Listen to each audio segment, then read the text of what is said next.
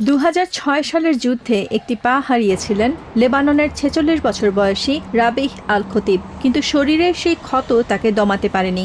সিডনের ব্যস্ত রাস্তায় এখনও প্রতিদিন এই মানুষটিকে দেখা যায়, যেখানে তিনি দৃঢ় পদক্ষেপে এগিয়ে চলেছেন একটি মহৎ লক্ষ্যের দিকে।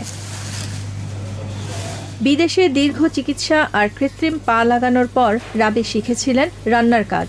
আজ যখন নিজ দেশ আবারও যুদ্ধের কবলে, তখন ঘরে বসে থাকাটা অসম্ভব ছিল তার জন্য। বাস্তুচ্যুতদের মুখে খাবার তুলে দিতে এক অসম লড়াইয়ে নেমে পড়েন তিনি। 20 বছর আগে যুদ্ধে পা হারিয়েছি, বিদেশে চিকিৎসা নিয়ে কৃত্রিম পা লাগিয়েছি এবং সেখানে সেফ অ্যাসিস্ট্যান্টের কোর্স করেছি। এখন যুদ্ধের সময় আমি হাত গুটিয়ে বসে থাকতে পারি না।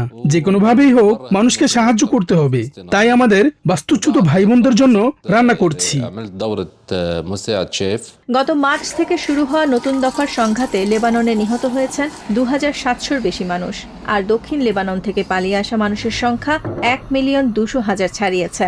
এসব বাস্তুচ্যুত মানুষের মুখে খাবার তুলে দেয়াকেই এখন জীবনের ব্রত হিসেবে নিয়েছেন রাবি। দুর্ভাগ্যবশত আমাদের দেশে প্রতিবন্ধীদের বা যুদ্ধাহতদের অবহেলা করা হয়, কিন্তু দেশের প্রতি ভালোবাসা আমাদের টিকে থাকার সাহস যোগায়। দক্ষিণ লেবানন থেকে যারা ঘরবাড়ি ছেড়ে এসেছেন তাদের পাশে দাঁড়ানোই এখন আমার একমাত্র উদ্দেশ্য। লেবানন প্রতিবন্ধী ইউনিয়ন বা LUPDর উদ্যোগে বন্দরনগরী সিডনে গড়ে তোলা হয়েছে এই বিশেষ রান্নাঘর, যেখানে প্রতিদিন প্রায় 500 মানুষের জন্য খাবার তৈরি হয়। রাবির সাথে কাজ করছেন আরও অনেক স্বেচ্ছাসেবক। এটি একটি অন্তর্ভুক্তিমূলক রান্নাঘর। এখানে আমরা শারীরিক প্রতিবন্ধী এবং সুস্থ ব্যক্তিদের একসাথে কাজ করার সুযোগ দিই। আমাদের লক্ষ্য তাদের কর্মসংস্থানের জন্য দক্ষ করে তোলা এবং আর্থিকভাবে স্বাবলম্বী করা। বোমাবর্ষণ আর যুদ্ধের দামামার মাঝেও রাবিদের এই রান্নাঘর যেন মানবিকতার এক উজ্জ্বল উদাহরণ। শারীরিক সীমাবদ্ধতা যে দেশপ্রেমের পথে বাধা হতে পারে না, রাবিহ আল খতিব তার এক জীবন্ত প্রতীক। Nahid Sihan, TVN 24 news desk.